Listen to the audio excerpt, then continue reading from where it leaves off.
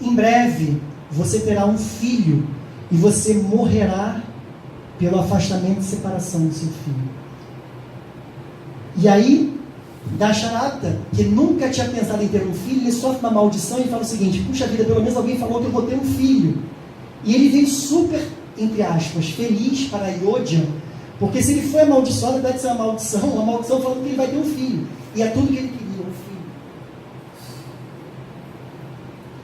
E aí, a gente fala rapidamente sobre esse demônio, Ravana. Ravana, ele é...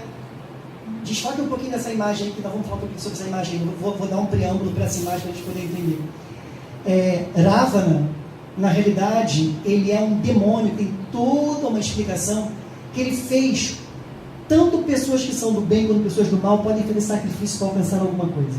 É verdade? A gente tem até, inclusive, aqueles bandidos que antes de cometer algum mal, eles falam o seguinte: que Deus nos proteja, eles fazem uma oração, às vezes eles se preparam, seja com alguma linha espiritualista, seja de magia negra, do que for. Ou seja, toda austeridade para nós alcançarmos algo pode ser feita pelas duas partes.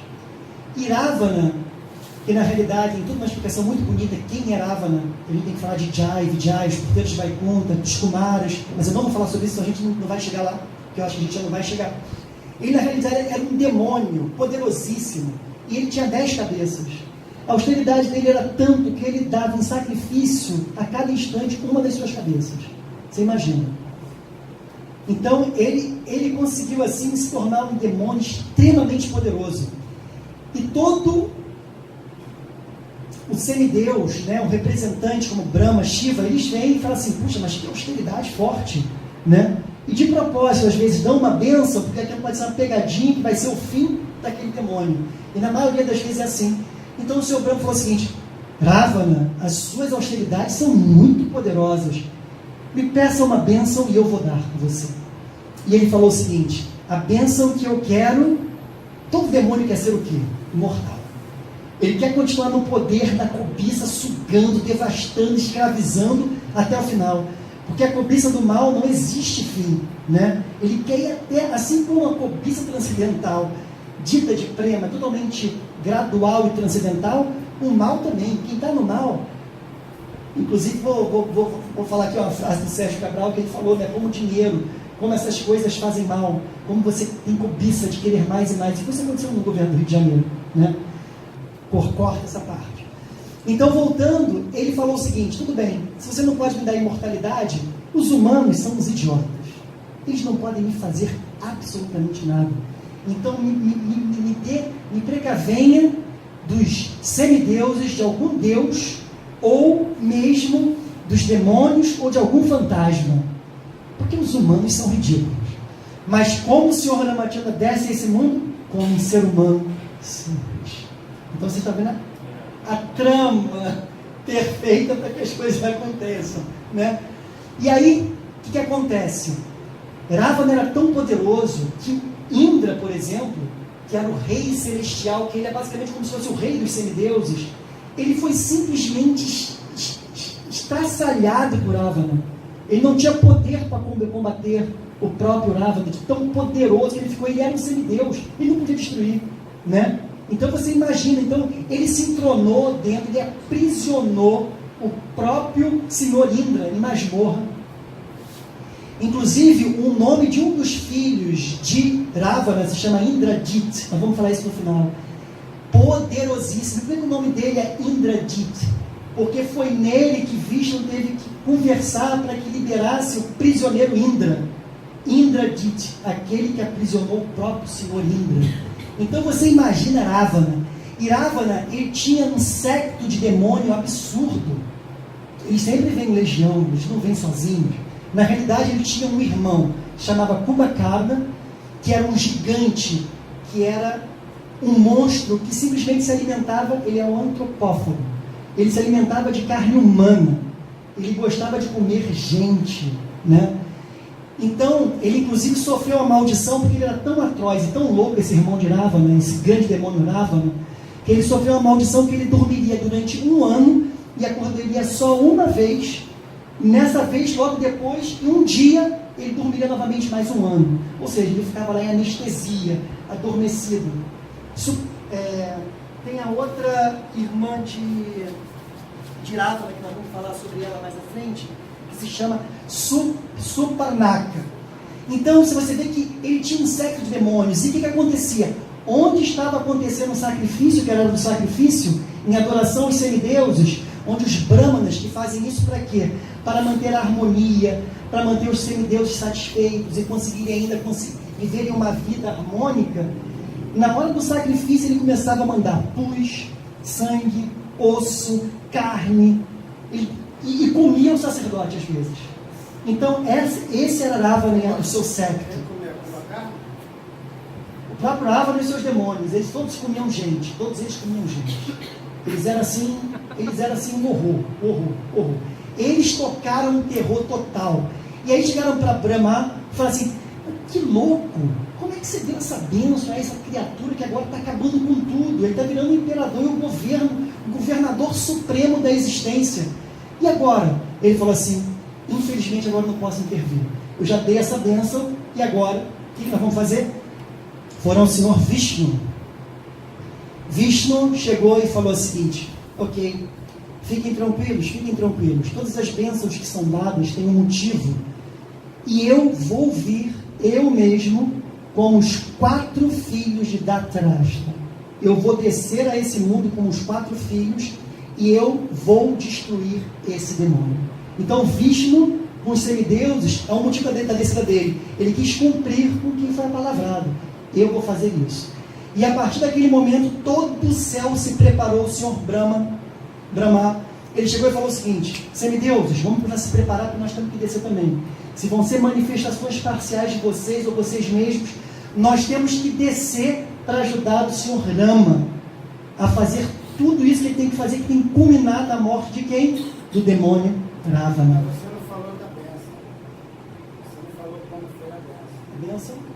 A bênção. Como foi que foi dada a bênção? A bênção foi assim, ele queria imortalidade, mas ele recebeu a bênção de não ser morto por essas criaturas. Ele não foi mesmo. E aí, na segunda parte, que a gente está falando agora do Senhor Brahma e Vishnu, a promessa que ele fez é que ele ia vir.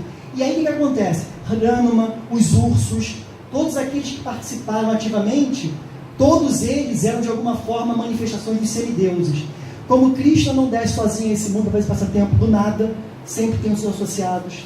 A gente falou de Chaitanya Mahaprabhu, vocês lembram? Pachatata, Shri Krishna Chaitanya Prabhu Nityananda. Eles vêm sempre tudo perfeito com os seus associados. E o que aconteceu? Ele, quando voltou ali, o rei Dasharata, que está ali com as 3 esposas, na realidade ele tinha 360 rainhas.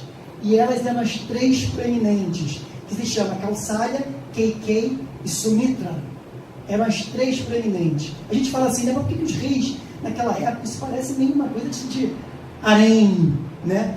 Mas naquele momento, como existiam guerras entre alguns reinos, sabe, muitos homens morriam em batalha, e ficava uma quantidade de mulheres, mas ali não é o homem que está no harém para desfrutar de si mesmo e querer ter um harém. É para eles manterem as mulheres com as suas famílias, entendeu? É tudo perfeito.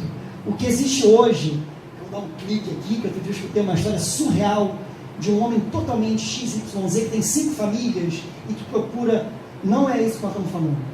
Isso aí são 360 rainhas transcendentais, é uma perspectiva totalmente transcendental. Não é o carinha mundano que fala assim, que tira onda e que está falando que, né? Não. Então o que aconteceu? Ficaram as 3 rainhas ali, ele chamou Vashista, que é o seu sacerdote, falou o seguinte: vamos fazer um grande yagna, porque nesse yagna, nesse sacrifício, eu tenho certeza que pela maldição que eu tive, há de vir um filho. E aí começa o fogo, né, nesse grande sacrifício, ali Vashista, estão ali os outros sacerdotes, e naquele momento sai um Vishnu Dutta, um mensageiro do Senhor Vishnu. E esse mensageiro, quando ele sai no meio das labaredas, ele tem um pote de ouro, e ele entrega esse pote de ouro ao rei Dasharata. E ele fala o seguinte: pega esse pote, o que tiver aqui dentro, que era um arroz doce transcendental, e você vai dar para as suas rainhas, as 3 principais, e elas vão gerar um filho. E aí nós podemos saber o que é isso, né? Vishnu, ele não vem através de cópula, né? Um preâmbulo de intercurso sexual. Ele vem de forma transcendental através do Vishnu Dutta, de mensageiro. E ele distribui esse arroz doce para essas rainhas. Não é através do fogo? Dentro da fogueira. Dentro da fogueira, Vishnu Dutta vem. E aí, felicidade total. A criançada chegou no reino de Dasharatha, né? A gente vê aqui embaixo, né, que eu imaginei, Kausalya com Urama, né? Kausalya é a dita rainha mais velha, né? Nasceu de Sumitra, Shatrughna, e nasceu Lakshmana, que são irmãos gêmeos. E lá em cima, filha de Kaikeyi, que vai ser muito triste a história dela, nasceu Bharata. Então, na realidade, são 4 irmãos, sendo que Rama e Lakshmana, eles andam como se fosse Nitai e Gauranga, Krishna e Balarama. Porque Lakshmana é não diferente de Nitai e não diferente de Balarama. E o que ele faz, Nitai? O que faz Balarama? Fica sempre do lado de Chaitanya Mahaprabhu e sempre do lado de Krishna, para proteger de tudo. Então, Lakshmana, ele era basicamente, quando você vê o Senhor Ramachandra em qualquer foto, vai estar Lakshmana aparecendo. Porque ele é a própria personificação do Guru, do mestre espiritual perfeito, que vai servir sob tudo e qualquer circunstância acima da sua própria vida. Ele é capaz de dar a sua própria vida. E é muito interessante que esse amor que ele tem pelo Senhor Ramachandra, vamos falar isso mais à frente, ok? E os outros 2 irmãos, que é Bharata e Shatrughna, eles também viviam juntos, colados e separados, como se fosse um à sombra do outro. E aí o reino é feliz, todo mundo é feliz. Essas crianças, quando elas estão dentro de um pátio santificado, de um rei santo, muito poderoso, elas vão ter ensinamentos transcendentais sobre tudo, para que possa proteger a retidão, o dharma, o dever, né? Então, eles vão se tornar eruditos, grandes sábios, eles vão aprender a manusear as armas, tudo que é conhecimento, eles vão absorver, né? Só que tinha um que era proeminente em todos esses irmãos, quem era? Ram! Jai Shri Ram! Shri Ram! Ki! Jai Ho! Ramachandra está ali, olha, com o Vashista, com seus instrutores, com seus gurus. Então ali estão os 2 irmãos gêmeos, né? E ali você vê que estão os 4 irmãos juntos, aprendendo a arte transcendental. Só que Rama, ele chamava extremamente a atenção. Ele é descrito com uma postura de um leão. Ele era mais habilidoso que um tigre, que um felino. Ele era mais tranquilo que um próprio lago sereno. Ele era mais humilde que uma grama. E ele era mais erudito do que maiores escrituras. Porque ele era o próprio Senhor. Ele era Bhagavan Shirama, né?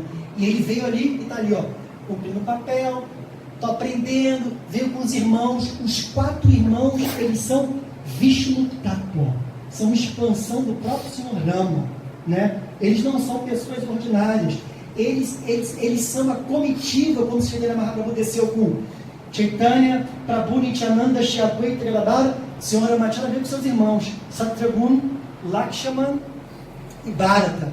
Então tudo ali muito perfeito. E o que acontece? Eles ali já, naquela situação, dentro do reino, todo mundo feliz, eis que aparece Vishvamrita, que é um grande santo, um grande muni, que mora numa floresta próximo a Ayodhya.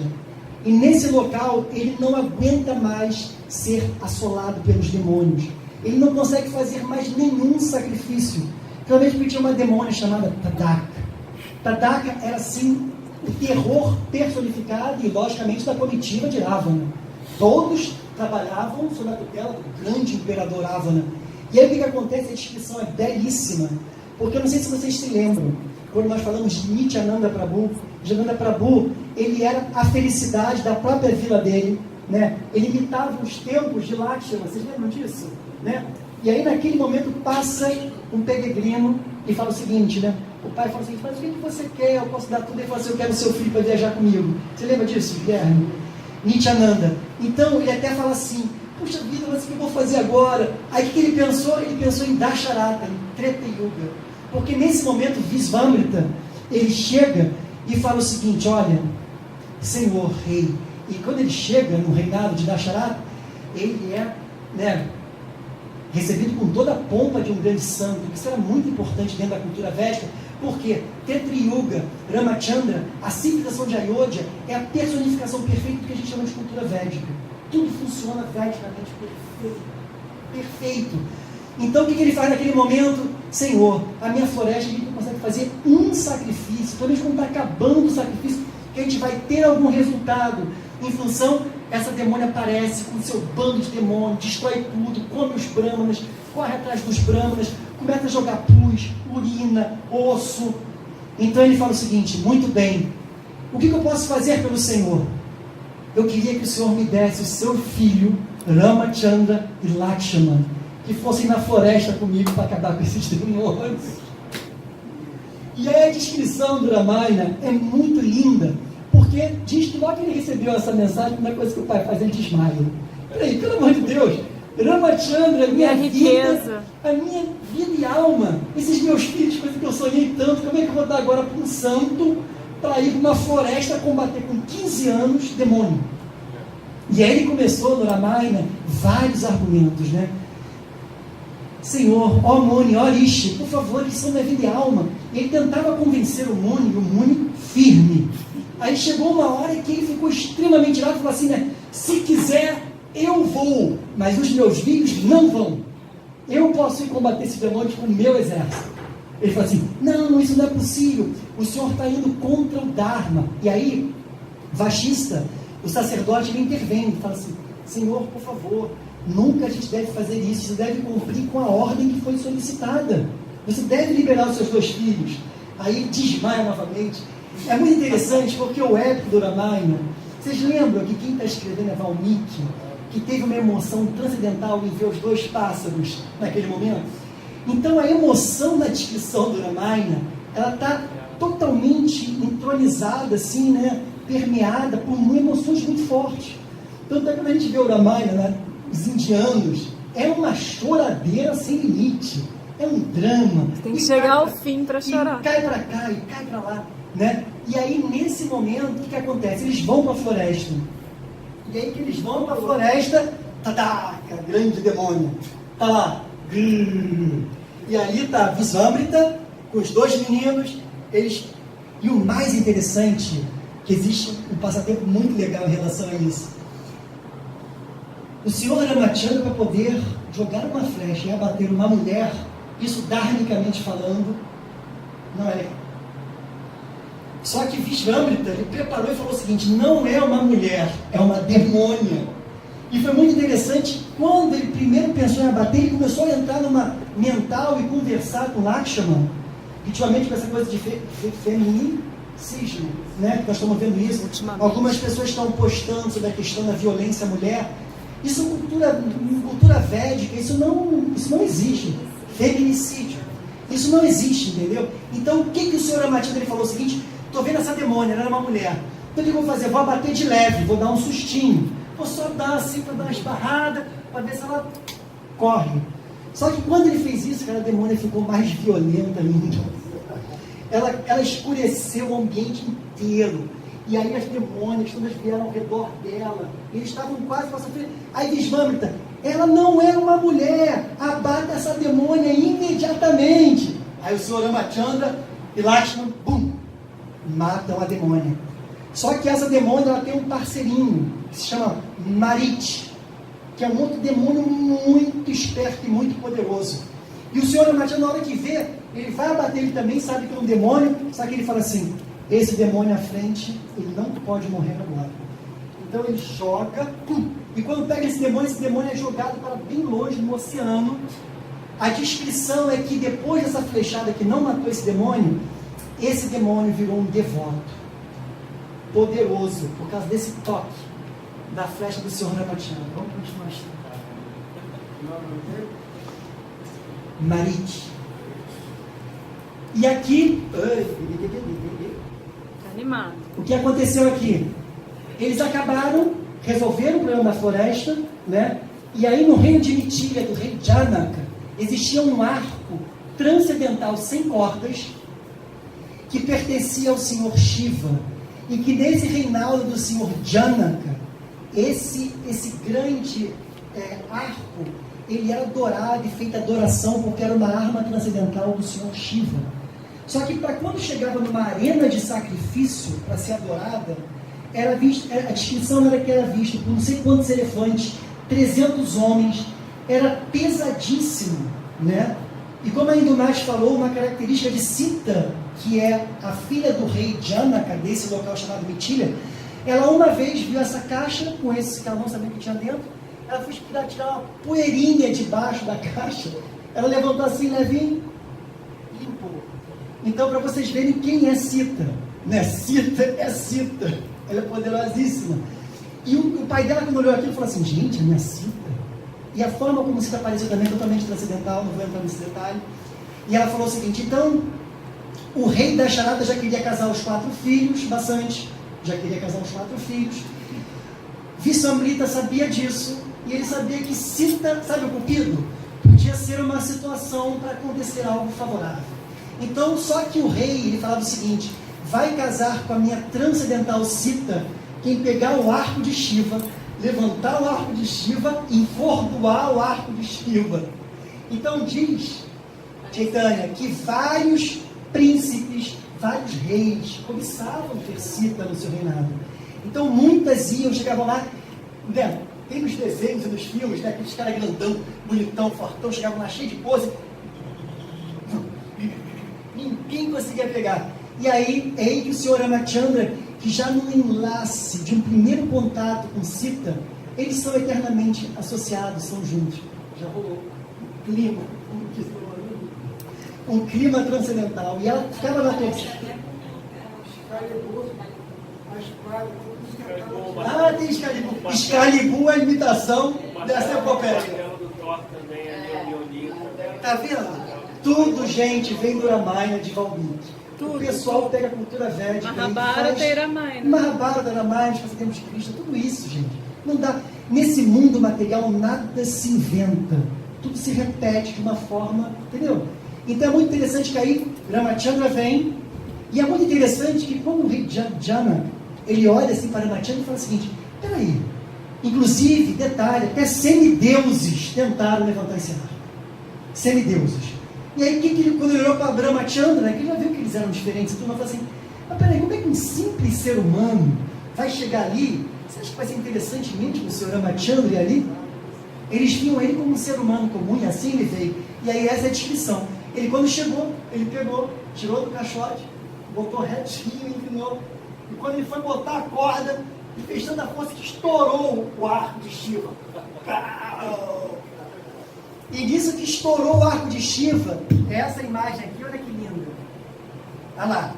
Todo mundo que estava na assembleia, todo o estrondo que fez quando arrebentou esse arco de Shiva, diz que vários universos escutaram como se fosse uma tsunami, um terremoto. Né? E ali todo mundo estava na assembleia da arena de sacrifício, todo mundo lá começou a rolar pelo chão. Foi um estrondo tão grande. Se tinha lá com aquele ano. Sita está ali transcendentalmente, e o seu rei, porque dizem que só quem não caiu foi Lakshman, Vishvamrita, o próprio rei Janaka e Sita. Foram os únicos daquela assembleia monstruosa, que era uma arena, ficaram lá assim, ó, tranquilos. E todo mundo caiu no chão, e ele, pá! E aí é muito interessante que após isso vem essa imagem belíssima, que é a desse quadro aqui, que é o momento em que Sita e Lakshman se aproximam, Sita com seu pai, Janaka. E aqui que eu falei para vocês, sempre que vocês verem Ramachandra, quem é que está junto? Lakshman, o irmão, é a sombra, está sempre colado.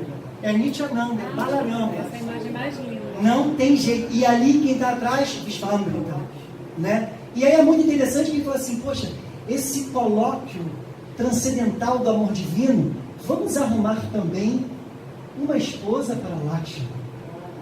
E aí a irmã de Sita é dada a Lakshman, né?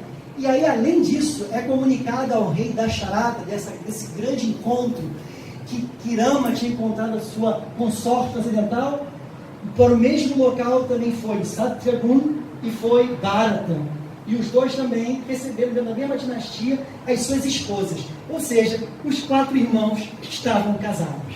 Né? Foi uma grande festa nessa arena, uma festa transcendental. E aí, segue... Poxa, que beleza! E aí foi muito interessante porque essa festa, eles estavam retornando agora para Ayodhya. Em Ayodhya, o povo todo muito feliz. E todo mundo é Sitaram, Sitaram, porque eles são o centro dessa história, né? É o epítome da pureza e o epítome da virtude perfeita. Então eles retornando, deixa eu ver a próxima aqui, agora eu tenho que fazer um... tá bom. Muito bem, agora uma parte bem dramática dessa história. Todos extremamente felizes em Ayodhya, né? Com as suas esposas. E naquele momento, o que acontece, Serginho? Os 2 irmãos, Satyaguna e Bharata, eles vão para um outro império, para um outro reinado, e não ficam em Ayodhya. Em Ayodhya quem fica? Lakshmana com Sita, Rama com Sita, e Lakshmana com a sua esposa, que agora está me fugindo o nome. Né? São muitos nomes da novela, né? Nessa epopeia. E aí, o que acontece naquele momento? Em primeiro lugar, os cidadãos de Ayodhya, eles estão totalmente hipnotizados pelo Sr. Ramachandra. Nessa época ele tinha em torno, já passado o tempo, em torno de 27 anos. Né? E a cidade, toda ela, onde passava o Sr. Ramachandra, é aquela história igual a Krishna. Dizem que quem olhava para o Sr. Ramachandra, acabou, perdeu. Satyaguna e Bharata ficaram Um outro reinado, fora de Ayodhya. E aí o que acontecia? O povo estava assim, totalmente encantado.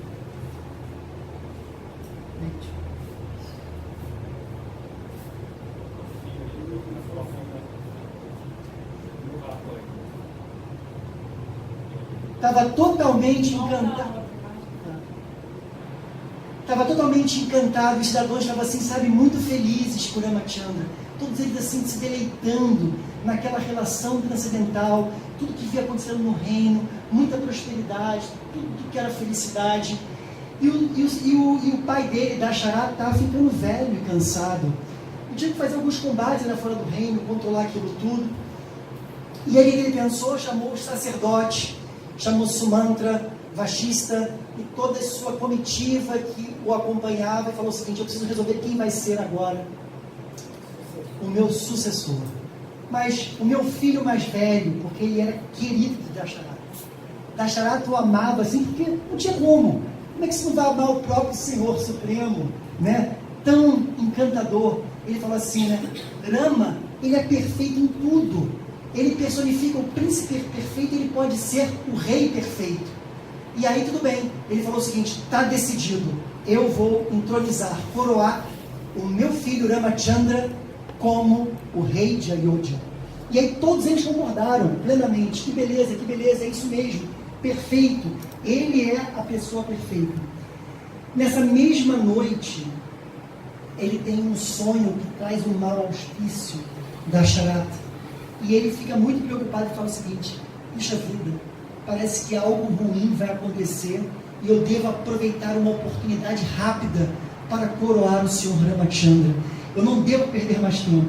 Inclusive, quando ele volta para Ayodhya, depois do casamento, começam os corvos voarem em cima, né? E ele fala assim: puxa vida, maus auspícios. Mas ao mesmo tempo teve outros prenúncios de coisas boas. Então o sacerdote falou o seguinte: fique tranquilo, vamos aguardar. E aí nisso que ele decide, ele fala o seguinte: chamem logo Ramachandra. Ramachandra, vá para a sua casa junto com Sita, fique em jejum durante essa noite inteira, porque amanhã eu vou coroá-los como a rainha e o rei de Ayodhya. Muito interessante o que aconteceu naquele mesmo momento. É essa imagem agora aqui. A esposa mais nova, Ramachandra, ele era filho da rainha mais velha e o filho era o mais querido, o Sr. Rama.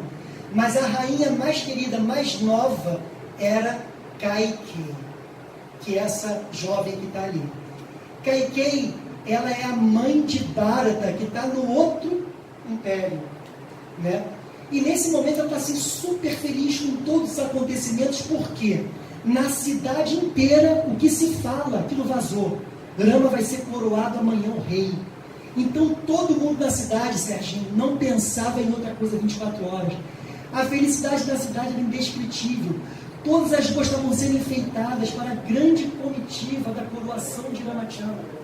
Todo mundo extremamente feliz, seja criança, velho, adulto, todo mundo estava assim, sabe, naquela expectativa que no dia seguinte, finalmente, ia ser a coroação de Ramachandra. Essa ama, essa serva dessa rainha, que era uma rainha, né, Kaikeyi, ela sobe no telhado de Ayodhya e começa a olhar aquela multidão muito feliz, preparando as ruas, todo mundo assim exaltado. E ela fala assim, mas o que está acontecendo? Estranha essa população toda feliz. E ela lá dentro do reino, ela consegue saber. A senhora não sabe? Amanhã é a coroação do filho, do irmão de Bharata, né, de Ramachandra. Ela fala assim, é por isso então que isso está acontecendo? Muito bem. O que ela fez? O nome dela é Manthara. Manthara, pelo próprio nome se diz, aquela que tem o poder de persuadir, de fazer você mudar a sua cabeça. Ela é a personificação da crítica e da blasfêmia, que a gente chama de Ninda, Sadhuninda. Ou seja, você, Letícia, tem fé numa coisa muito forte. Você acredita no seu mestre espiritual. Você está começando a estabelecer um relacionamento. Aí eu chego para você assim, Letícia, será que esse seu Gurudev é tão bom assim? Será que... Aí você fala assim, né? Não, Madana. Eu tenho certeza que é o meu Gurudev. Eu tenho certeza que ele... Tipo assim... Ram Shiram. Difícil. Estou dando seu exemplo, Letícia, o que foi acontecer com ela. Porque ela chegou assim, Manthara chegou para Kaikeyi e falou o seguinte, a senhora está sabendo, minha rainha querida, que o senhor Ramachandra, que é, na realidade, é seu filho também, que são 3 rainhas, ele vai ser entronado? A senhora sabe que prejuízo isso pode trazer? Por que não vai ser o seu filho Bharata? Por que tem que ser o senhor Ramachandra? E aí ela fica muito feliz com a notícia, poxa, Rama vai ser... Ela começa a dar joias para Manthara, e a Manthara fica nervosa. A senhora é uma idiota, e joga as joias no chão. A senhora não está entendendo que se o senhor Ramachandra foi entronado, o que será de Bharata? Bharata será um serviçal do seu irmão. Não, nada disso, a senhora está entendendo errado. Bharata é um homem muito justo, né? Ele certamente, o próximo na sucessão é Bharata. Não é Bharata o seu filho. Ele vai querer colocar os seus próprios filhos na dinastia. Quem disse que ele vai querer colocar o seu filho? Está entendendo, Letícia? Ela está amarrando. E aí ela fala assim, mas é mesmo? Será que vai ser isso mesmo? Ou seja, jogou o veneno, como a gente diz. Jogou o veneno. E ela continua, olha, na realidade eu sou a sua ama. Se a senhora, por um acaso, ficar nessa situação subalterna, porque na realidade a senhora vai perder toda a sua preferência, porque na realidade Kausalya, a mãe de Rama, ela sim é a preferida, e vai te deixar na amargura.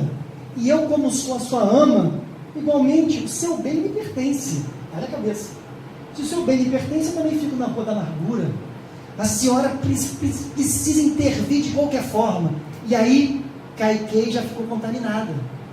Contaminou. E ela falou assim, mas espera aí, mas o que eu vou fazer então para conseguir reverter essa situação? Manthara, perfeita, é aquela pessoa que veio para destruir. Aí chegou e falou assim, porque na realidade ela é uma kshatriya, ela é uma guerreira junto com seu marido, Bharata, junto com o rei Dasharata. E no meio de uma batalha contra demônios, junto com os semideuses, teve uma hora que Dasharata, o rei, ele quase foi abatido, quase foi morto, ele ficou extremamente ferido. E quem estava junto com ele era Kaikeyi. E naquele momento ela chegou, retirou ele da batalha e basicamente deu a vida a ele novamente. Cuidou em todos os detalhes dele. E ele chegou assim, eu sou eternamente endividada com você, Kaikeyi. Me faça 2 pedidos que você queira e eu vou cumprir com o seu pedido. E ela falou assim: por hora eu tenho uma vida feliz, o Senhor é o rei de Ayodhya, nós vivemos em plena harmonia e paz, eu por hora não quero nada. E aí Manthara nesse momento lembrou: você lembra dessa história nessa batalha? Que tinham duas bênçãos. E aqui é a próxima imagem. Kaikei vai, muito interessante que Manthara, ela dá uma forma perfeita para ela conseguir, porque o rei amava ela demais, ela era muito querida, ela era mais nova. E aí falou o seguinte: Kaikei, você faz o seguinte, para você realmente convencer o rei a dar essas 2 bênçãos. Você se desnuda, fica assim, maltrapilha, fica sem joia nenhuma, fica jogada no chão como se tivesse uma depressão profunda, assim, sabe, amargurada, de depressão. E aí, essa é a cena. O rei Dasharatha, ele entra e fala assim: minha querida, o que está havendo com você? Por que você está nessa situação? Alguém me fez mal? Eu me fiz mal? Eu posso fazer tudo o que você quiser, né? Eu posso lhe conceder algum desejo? Ela falou assim: eu quero 2 desejos. Aí o Senhor falou assim: mas 2 desejos? Eu posso dar mais do que 2 desejos. Ela falou assim: não, eu só quero 2 desejos. E ela pegou firme. Ela falou o seguinte: o Senhor é o rei do Dharma, da retidão, da palavra. Que todos os semideuses eles sejam testemunhas nesse momento que você há de cumprir com as 2 bênçãos que o Senhor disse que ia me dar. Não tem problema. Você, por favor, me diga quais são as bênçãos. A bênção que eu quero é a seguinte: Rama, seu filho, que vai ser coroado amanhã, ele não deve ser entronado. Quem deve ser entronado é o meu filho Bharata. Ei! Tu, a primeira. Tá dando para entender? E a segunda, qual é a segunda? Não, ele não vai ser só não entronado como rei amanhã. Você vai pedir para ele amar toda a sua mala e você vai exilar ele para a floresta durante 14 anos, para não haver risco dele voltar para esse reino e querer usurpar o seu irmão Bharata.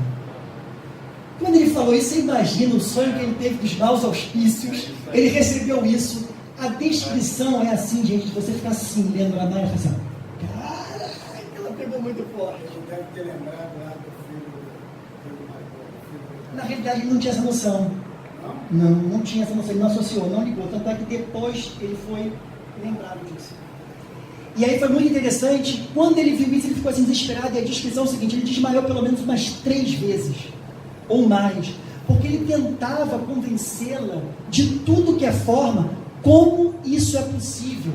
Me peça qualquer coisa, mas isso eu não vou fazer.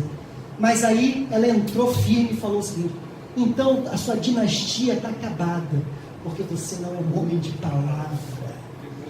Então a retidão do Dharma, entendeu bastante? Ele não teve como voltar atrás. Ele teve que fazer isso. E nisso que ele faz isso, no dia seguinte era a coroação de Rama. Olha que desgraça. E aí, o que acontece?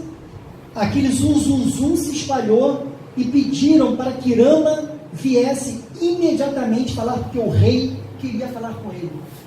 E aí, naquele momento, ele estava lá fazendo jejum com Sita para ser coroado no dia seguinte. Falei assim: meu pai quer falar comigo? Essa altura, amanhã já está acontecendo. O que aconteceu? E aí ele chega, vai, né? E a cidade toda virando a noite, preparando tudo. Ele passa pela cidade, Sita jogando assim, já fica assim, ó, em festa, jogando: Rama, Sita! Não sabiam o que ele ia receber lá dentro, né? Ninguém sabia do povo isso. E aí, quando chegou lá dentro, o pai olhou para ele e falou assim: Ram. Era a única coisa que ele conseguia falar. Ele não conseguia falar mais nada. E aí, naquele momento, Kaikei tomou a liderança. O seu pai aqui chamou você para falar algo muito importante. E você também, como príncipe do Dharma, da retidão, da verdade, da veracidade, da justiça, da correção, você há de acatar o que o seu pai tem a lhe dizer. Porque ela ficou temerosa. Ele vai dizer isso. Não vai rolar. Então, ele, inclusive, mais uma vez ele evocou que todos os semideuses estejam aqui de testemunha para ver se você é um rei de verdade, um príncipe de verdade. O rei não conseguiu falar da história, explicar o que ele queria. Kaikei discorreu tudo com detalhes e falou assim: essa é a decisão do seu pai. Faça. E aí, naquele momento, Dasharata basicamente ficou assim, destroçado. E ele ficou com uma ira enlouquecida dessa mulher. Que, por sinal, Kaikei é um nome que ninguém bota esse nome na Índia e ninguém. Porque ela pegou uma carga. Mesma coisa que na história de Judas. Mais ou menos isso. Kaikei virou a Judas do Ramayana. Porque o pessoal morria de raiva dela, porque, tipo assim, o povo todo queria que aquilo acontecesse. E aí o que aconteceu? O mais incrível é que é descrito. O Ramachandra, quando escuta isso, ele fica sereno, em paz. Eu vou cumprir perfeitamente com o Dharma. Preparem tudo e eu irei partir. E ele fala com a sua rainha, com a rainha Kausalya, que é a sua mãe, que a descrição também do passatempo é lindo.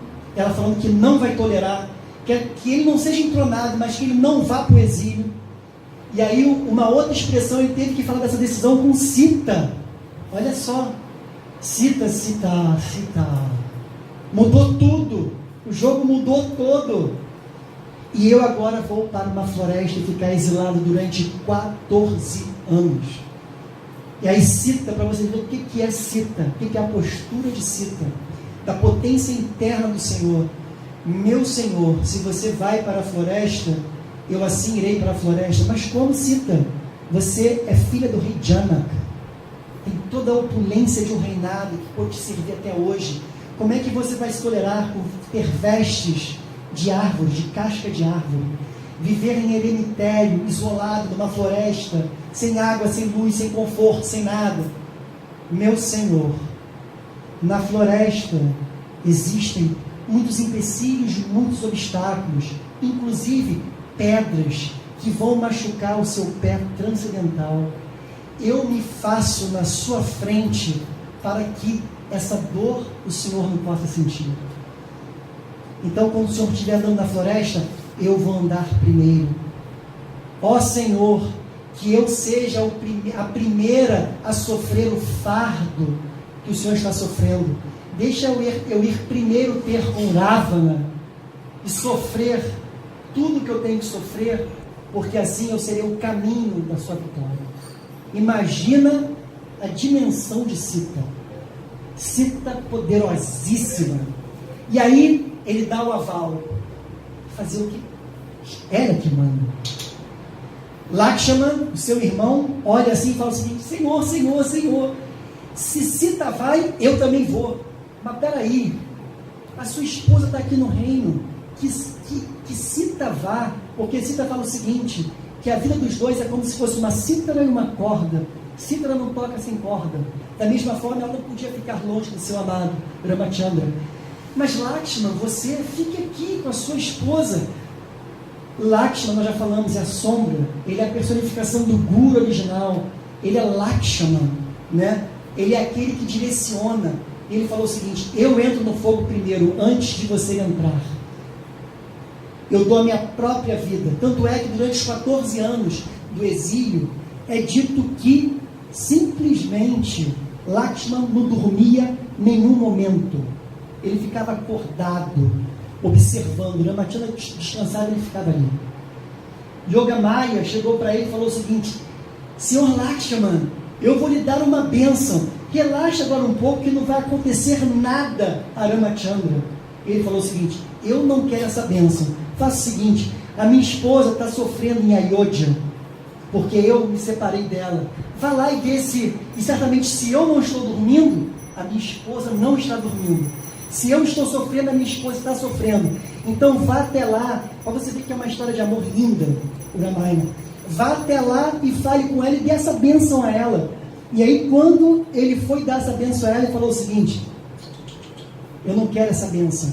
A única bênção que eu quero é que você dê ao meu marido, lá junto com o Ramachandra, é que ele em momento nenhum lembre de mim, e que ele fique o tempo inteiro aos pés e a serviço do Senhor Ramachandra. Então vocês veem que essas transcendentais mulheres são poderosíssimas. E é o que nós falamos aqui do Ramayana. Personifica a entrega e a rendição total, não o seu prazer. Eu quero Lakshman comigo, eu quero a bênção de não sofrer. Não. Eu quero que ele satisfaça plenamente o Senhor. É só isso que eu quero, mais nada. Eu vou tentar acelerar sem mais detalhes agora, para a gente acabar. Eles seguem os três, porque na realidade dizem como Lakshman está aos pés de Ramachandra pedindo para ir. É muito interessante. Quem é que dá permissão para que ele possa ir com o Senhor Ramachandra? É Sita. Sita é a poderosa, é Shakti. Então diz que quando Lakshman está tocando nos pés, assim, pedindo, implorando para ir, diz que ele dá uma olhadinha assim para Sita, e Sita chega assim e fala o seguinte: ok, você vai com a gente. Ela é que libera, não é o Senhor Ramachandra. Como Radharani vai intervir com a gente, para a gente alcançar a Krishna. Então, a potência interna é a poderosa da história. Eles seguem nesse caminho, existem demônios, existem uma série de coisas, que eu não vou entrar em detalhe, vou avançar. Eles chegam num local em que eles ficam num local extremamente satisfatório. É interessante que aí está mostrando nesse desenho, nesse arquétipo, né? Está tudo muito bem bonito, muito bem vestido, mas não é isso que foi descrito no Ramayana.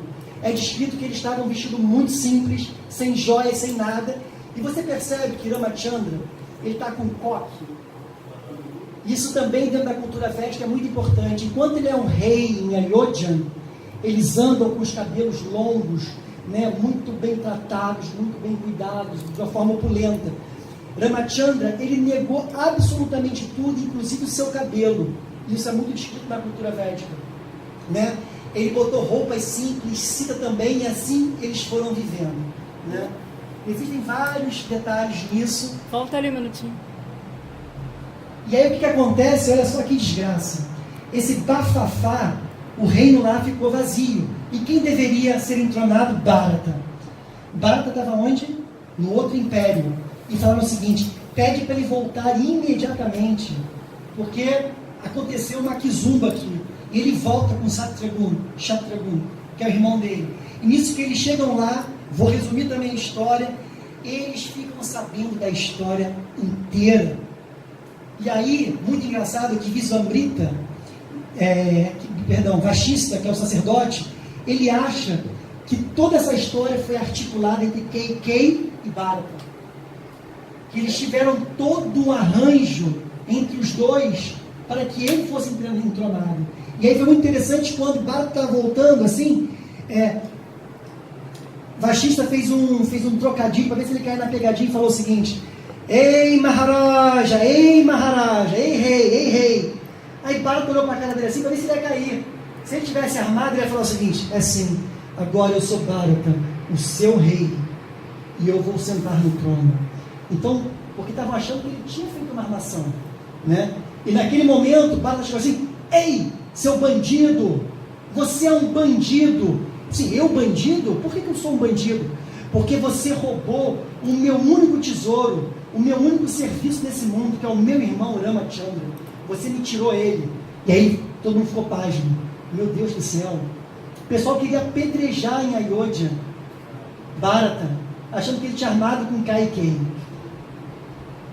Kaikei vai até Ramachandra, tem essa descrição no Ramayana, e ela se arrepende, amargura profunda, aos pés de Ramachandra.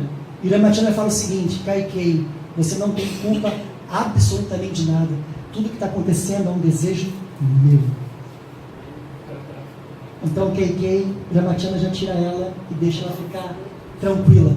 Bharata fica assim muito chateado e fala o seguinte: ok, meu irmão foi, então o que eu vou fazer? Eu vou juntar algumas pessoas e eu vou até o local onde o meu irmão está, e lá eu vou implorar aos pés dele. Então ele foi com Sumantra, Vashista, foi todo mundo lá implorar para que ele voltasse. Não vou entrar em detalhes, existe um tato muito importante em relação a isso. Está aqui, olha, ele implorando. Lakshman, quando viu, quase queria matar o irmão dele.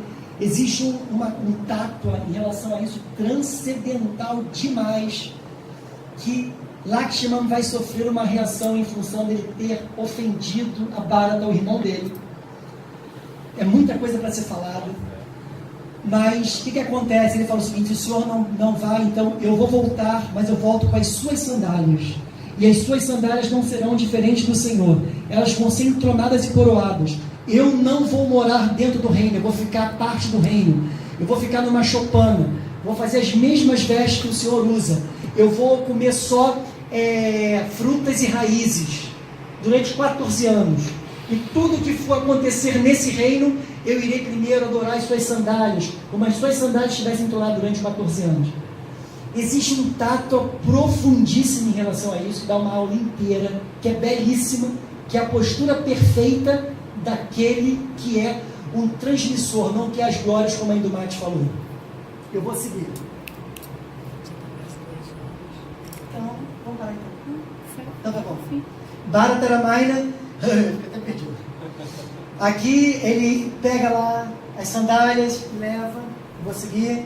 E aqui nesse momento transcendental, que eles estão ali muito tranquilos, né, em Chitraket, na floresta de Dandakaranya, que eles recebem uma visita inusitada, Shurnapaka, que é uma demônia, que ela é irmã de Ravana. E o que acontece? Ela, de alguma forma, nessas histórias todas que eles foram matando demônios, Surpanaka, chegava até Ravana, que esse Ramachandra vinha matando muitos demônios, né? E ela ficou extremamente encantada e desejosa de querer conhecer o Senhor Ramachandra, né? Que ele era um herói, um guerreiro belíssimo, pelo que descreviam. E ela chegou lá e ela se travestiu de uma mulher belíssima e foi totalmente sensualizada, falar: ó Senhor Rama, ó belo dos mais belos, né? Eu queria muito me casar com o Senhor me aceita como esposa? E ele refuta. Existe também um passatempo enorme em relação a isso. E ele fala o seguinte: não, que tal? Meu irmão também é fortão, Lakshman, que tal? Né? E aí Lakshman fala assim, né? Não, mas eu sou o número 2, que tal a número 1? O número 1 que é Rama. E Sita aparece. E aí quando ela olha para Sita, ela fica assim: Sita, ela é muito bela, Sita. E aí ela fica com raiva daquela confusão toda e ela vai para cima de Sita. Quando ela vai para cima de Sita, Lakshman, que não vai matar uma mulher, porque na realidade jogou uma flecha, cortou o nariz dela e cortou as orelhas, deformou ela. Isso que deformou, ela se manifestou como uma demônia. Veio com a demônia. E ela foi para quem? Ela foi para Ravana, para o irmão dela, e falou o seguinte: olha, esse Ramachandra, ele é extremamente poderoso, mas tem uma coisa interessante: ele é muito poderoso e belo, mas você não faz noção de quem é a esposa dele, Sita. Ravana, esse demônio, ele simplesmente caçava as princesas e botava dentro de uma floresta chamada Shoka, dentro do seu reinado em Lanka, porque ele queria usufruir, colocá-la como escravas dele, né? Então, ele, nesse poder como um grande demônio, ele tinha várias princesas junto com ele, sendo assodadas para que ele pudesse desfrutar. E quando ele veio falar de Sita, esse é o meu desejo para si. Não vou falar sobre Tato, eu vou continuar no passatempo. E aí, vocês lembram daquele demônio que foi colocado para longe, chamado Marit? Ele chegou para Marit: Ravana, vem cá, temos uma missão importantíssima para resolvermos. Eu quero raptar Sita e vou precisar da sua ajuda. E eu vou falar todo o plano perfeitamente para você. E como eu falei, ele foi tomar uma flechada naquele momento e ele virou um devoto. E ele falou assim: mas peraí, Ravana, eu agora não vou seguir, as pessoas demoníacas não existem mais. Se você não fizer, eu irei matá-lo. O que ele pensou? É preferível ser morto por Ramachandra do que ser morto pelo demônio. Eu vou fazer o que você quer. Olha só. Porque ele sabe que se ele fosse morto, né, por Rama, ele seria liberado. Ele já sentiu a primeira flechada. Isso. Jai Shri Ram. Então o que aconteceu? Ele falou assim: o plano é o seguinte: você vai se tornar um viadinho de pele dourado e indo transcendental místico. Vai chegar perto da Chopana e certamente está lá Lakshman e Rama. Ela vai olhar e vai falar assim: puxa, eu queria tanto esse animal como estimação, esse veado dourado, de ouro. E aí, a partir desse momento, ela vai pedir para Rama, ela contou toda a história, ele armou tudo. E assim aconteceu, eu vou avançar. Apareceu o veado dourado, lindo, transcendental, e aquilo cativou, ela falou assim, Rama, que belo, como eu quero esse viadinho. E naquele momento, Rama falou o seguinte, eu vou até buscar, que ele queria satisfazer o desejo, e falou o seguinte, Lakshman, fique aqui, tome conta, mas Lakshman, ele segue, inclusive tem um passatempo explicando isso, que é a única encarnação que ele vê como irmão mais novo. Então ele recebe ordem direto de Rama, diferente como veio como Balarama, que ele é mais velho, como Nityananda, que ele é mais velho. Porque isso também é uma coisa que ele programou. Na próxima eu não vim de novo mais novinho tomando as suas ordens. Eu vou seguir, vou te controlar e eu vou dizer o que você faz. Então eu falei assim, ok, eu vou ficar aqui. O que aconteceu nesse passatempo? O senhor Ramachandra começou a correr pelos bosques e o viadinho sumia e desaparecia, né? E ele falou o seguinte, mas que estranho isso. Isso não é algo real, isso é um demônio. Vai, finaliza. Não, isso aí, ela está com toda a razão, 2 horas extremamente cansativo. Por isso que eu falei que tipo, assim, eu tinha que falar disso. Tá bom. Então olha só, ele foi atrás, ele matou o viado. Quando matou o viado, ele viu que o viado era Marit, que ele era um demônio. E naquele momento o viado, que agora era Marit, é óbvio que são as mesmas coisas, vou falar agora meio confuso, ele começou a berrar e falar assim, né? Lakshman, com a voz de Ramachandra. O viado fez uma emboscada. E aí naquele mesmo momento, esse demônio com essa voz, ele viu assim e falou assim, né? Puxa vida, isso vai trazer problema. E Lakshman escutando, ele falou assim, né? Isso é Ramachandra. Sita falou, isso é Ramachandra. E a Sita falou assim, vá de imediato ter com Ramachandra. Mas ele falou assim, mas eu não posso sair do seu lado. Essa foi a minha ordem. O Senhor Ramachandra, ele é a suprema personalidade de Deus, ele é o próprio Bhagavan. Ele não sofreu nada. Isso é artimanha de alguma coisa sinistra. Só que aí, Sita olha para ele e fala o seguinte, ok, já sei qual é a sua intenção. Existe muito Siddhanta atrás disso. Você, na realidade, não quer salvá-lo porque você quer que ele morra e você quer ser entronado depois como rei e eu ser a sua rainha. E Lakshman ficou muito chateado com aquilo. Eu vou lá. Então ele fez um círculo de fogo. Ela faz uma chantagem emocional com ele e aí ele tem que ir. E aí ele coloca um círculo de fogo e fala o seguinte, tudo bem, eu vou lá, mas você não atravessa esse fogo de forma nenhuma, porque você pode correr perigo. E ele vai lá, e quando ele vai lá, quem aparece? Ravana. Ravana é o demônio, ele vem e se traveste de um... Lembra? Eu contei essa parte. Ravana vem e se traveste de um pedinte muito magrinho, muito fraquinho, e ele vai lá e pede, e Sita fala que não pode, mas ele vai, implora e mexe com o coração dela. E nisso que ela mexe, ela atravessa o círculo de fogo. Quando ela atravessa o círculo de fogo, pum, ela é pega e ela é raptada. Ela bota a mão para fora do círculo. Ela está encurtando para ficar mais rápida, ela é raptada. E aí ele puxa ela.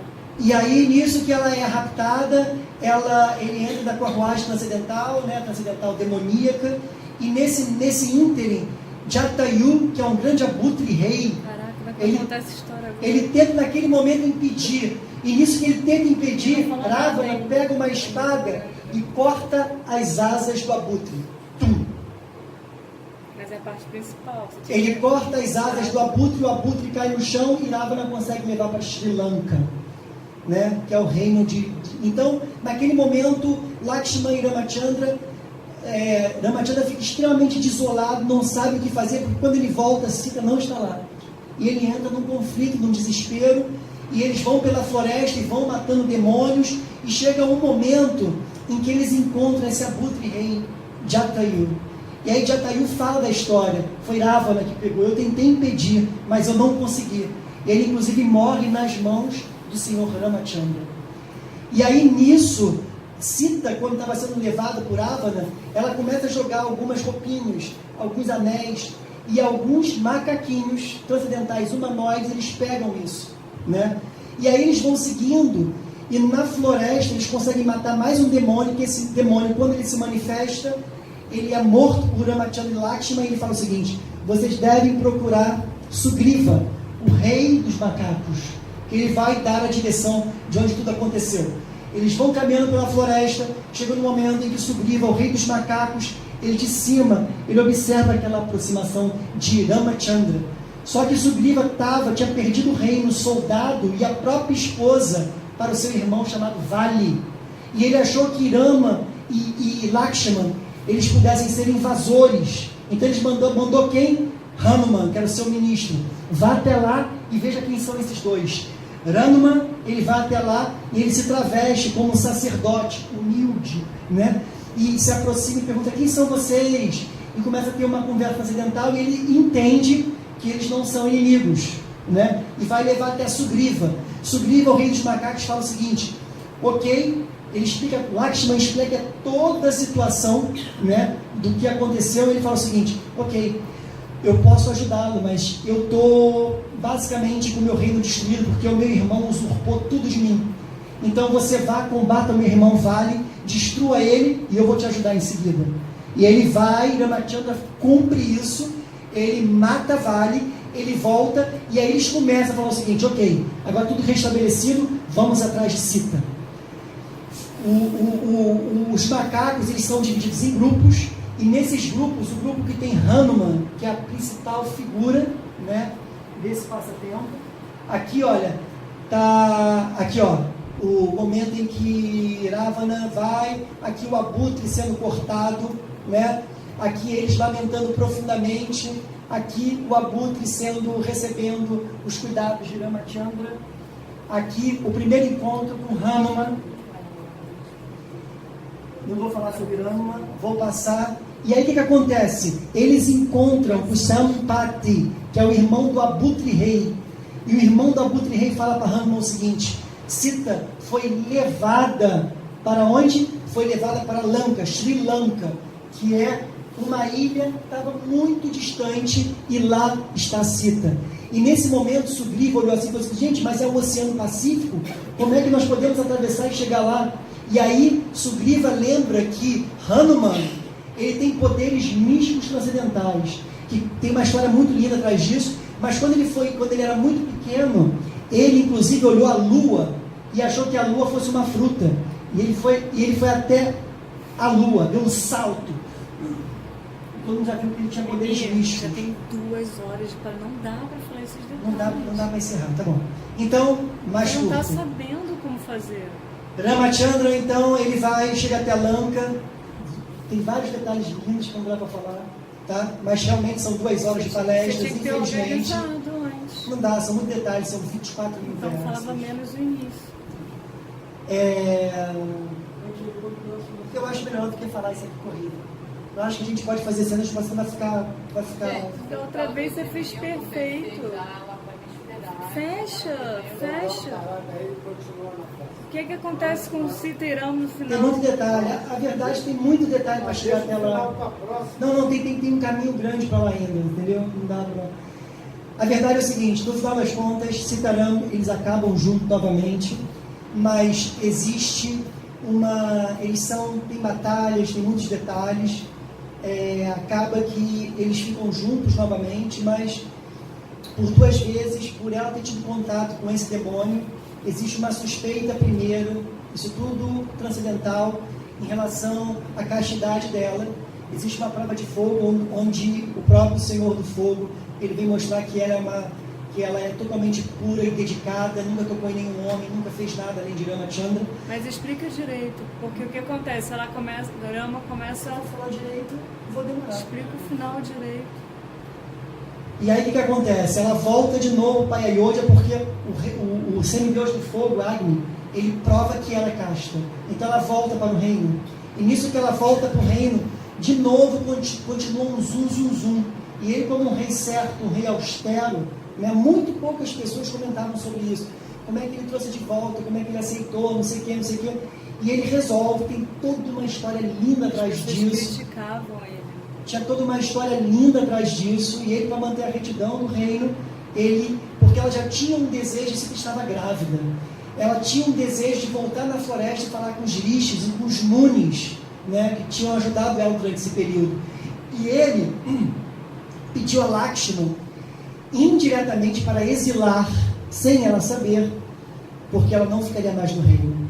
Então, quando ela vai, ela tem na realidade esses 2 filhos, né, dentro do eremitério de Valmiki, que escreveu Ramayana, esse Lavikunsh, que são os 2 filhos de Sita, eles aprendem perfeitamente a recitar o Ramayana que Valmiki ensinou para eles.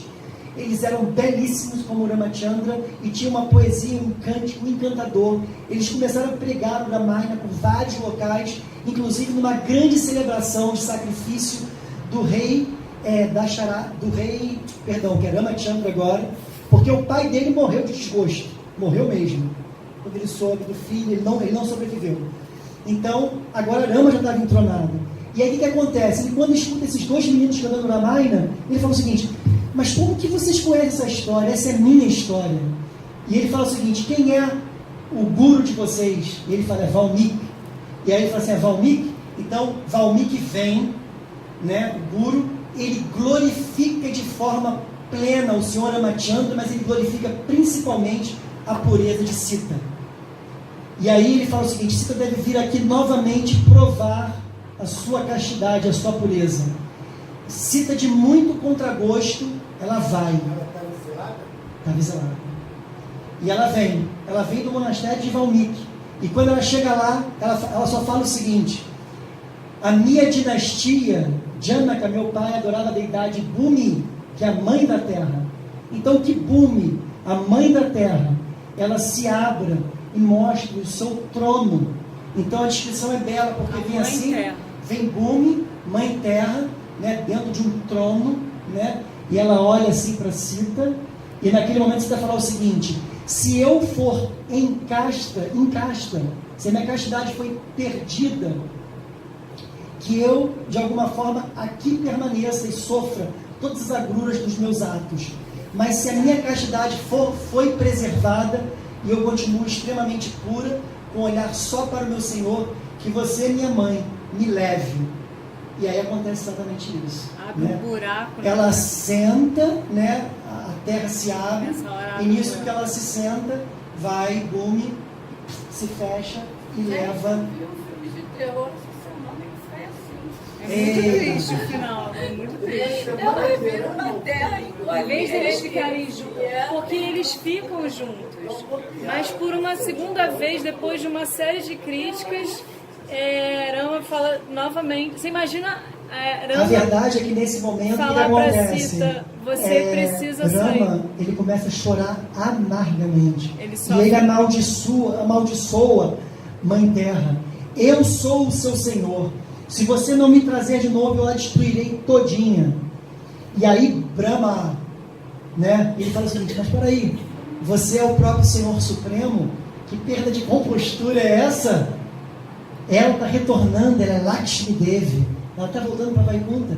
E os seus passatempos de 11 mil anos estão se encerrando. E você vai ter que retornar também. E aí nisso existe toda uma discussão linda de quem lhe passa o reino, como Lakshma parte para todo mundo, como é a passagem do Senhor Ramachandra. Sensacional. Muita coisa para dizer. Esse Ramayana é belíssimo. Jai Shri Ram, Jai Sitaram ki Jai, Shri Hanuman ki Jai, Jai Shri Lakshmana ki Jai, Bharat Maharaj ki Jai, Lakshman Maharaj ki Jai, Satyagun Maharaj ki Jai. Quem mais faltou? Lakshman, Satyagun, Bharata, Ramachandra ki Jai. Gora Premanande. Hari